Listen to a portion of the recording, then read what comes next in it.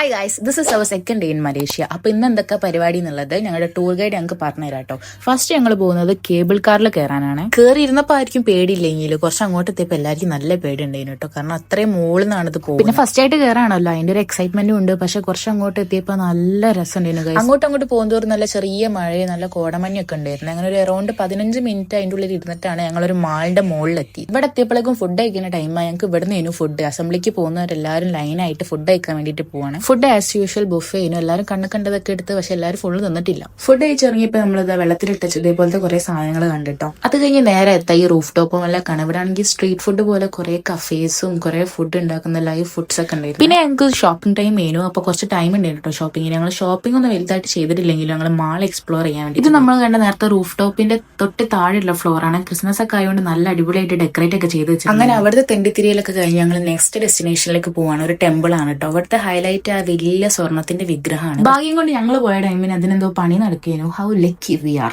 ഇനി അടുത്ത ടാസ്ക് എന്താ വിചാരിച്ചിട്ടുണ്ടെങ്കിൽ ഒരു 200 സംതിങ് പടിയുണ്ട്. അത് കയറിയിട്ട് വേണം നമ്മൾ മുകളിലെത്താൻ. അതുകൊണ്ടാണ് എന്റെ മുഖം മാറിയത്. കുറെ ഞാനൊന്നും വരുന്നില്ല പറഞ്ഞിട്ട് ഞാനവിടെ മാറിയിരുന്നു. പക്ഷെ എല്ലാവരും കയറുന്നുണ്ടപ്പോ ഞാനും അങ്ങ് കയറി. ആ സ്റ്റെപ്പ് ഫുള്ള് കയറി കഴിഞ്ഞാൽ നമുക്ക് ഇതാ ഒരു ഗുഹന്റെ ഉള്ളിൽ ഒരു അമ്പലം കാണാം. നല്ലോണം മടിച്ചിട്ടാണ് കേട്ടോ സ്റ്റെപ്പ് കയറിയത്. പക്ഷെ അവിടെ എത്തിയപ്പോൾ നല്ല പീസ്ഫുൾ സറൗണ്ടിങ്സ്. ചെരുപ്പ് അയച്ചിട്ട് കാലേ കഴുകി ഞങ്ങൾ എല്ലാവരും കയറിയിട്ട് അമ്പലത്തിന്റെ ഉള്ളിൽ. അങ്ങനെ അത് കഴിഞ്ഞ് ഇറങ്ങുമ്പോഴേക്ക് ഫുഡ് കഴിക്കാനുള്ള ടൈമായി. ഇത് കാണുമ്പോൾ നിങ്ങൾ വിചാരിക്കും നമ്മളെന്തോ പാർട്ടിക്ക് പോയതാണ്. അങ്ങനെയല്ല, നമ്മളൊരു പഞ്ചാബി റെസ്റ്റോറന്റിലാണ് ഫുഡ് നമുക്ക് ഇന്ന്.